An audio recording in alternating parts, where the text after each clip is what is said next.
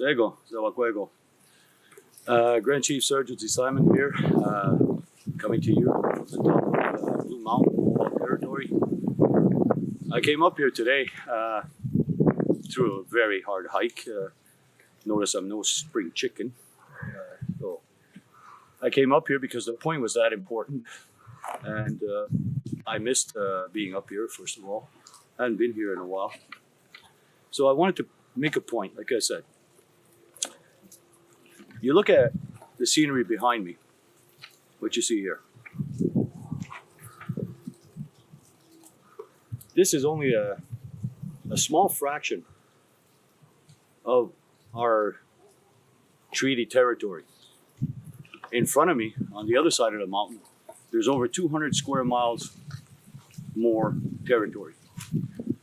Now, why I bring this up is because recently there's been some issues coming up again relating to lands.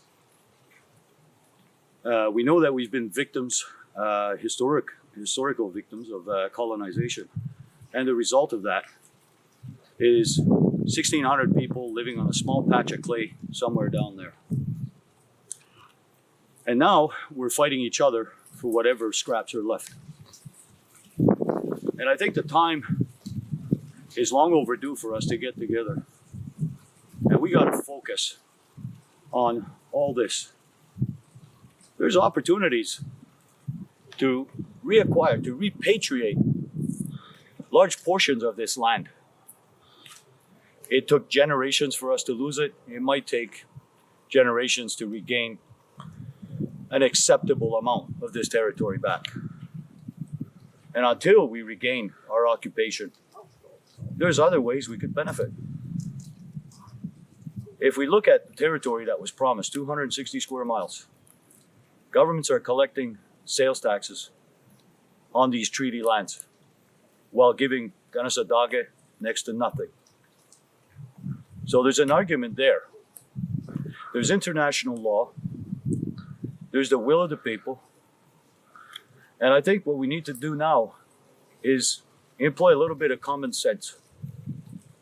I know a lot of you have some misgivings about what's called the Land Governance Act, or S-24.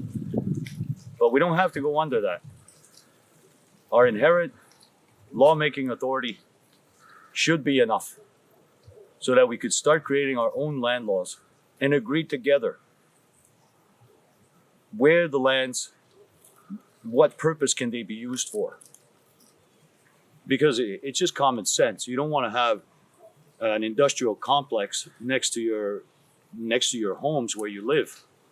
So, and we got to start designating lands so that we can start building proper housing. But we have to fight for these resources that you see out here. Instead of pointing the finger at each other and accusing each other, and like recently accusing MCK again of being part of an oppressive regime. First of all, I never oppressed anybody in my life.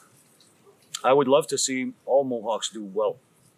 Every man, woman, child, every elder should have a good life in their golden years and not have to worry about paying food or paying medicine. You know, we've gone through this long enough. Look at the territory. Look at it. Look at what's available to us. But instead, somewhere down there, we're fighting each other for little patches of land, not even a quarter acre of land. And it's getting to the point where we're almost ready to kill each other for it. It doesn't have to be like that. I fought long and hard for the last 9 years for one thing or another. I try to keep the peace as best as I can and not instigate and not try to hurt anybody. You know, we've got enough, I wouldn't call them enemies, but we do have some strong opponents out there that are more than willing to do that for us. And the fact is that we can't seem to come together with one common goal. It always seems to be, well, if you're going to do it, you're going to do it my way, or we're not doing it at all, and the fight continues. It doesn't have to be like that. So I'm hoping that soon I would like to ask a question, possibly in some form of vote from the community about moving forward with making our land laws, taking the first step to regaining control over our own futures. It's all out there. I mean, show me another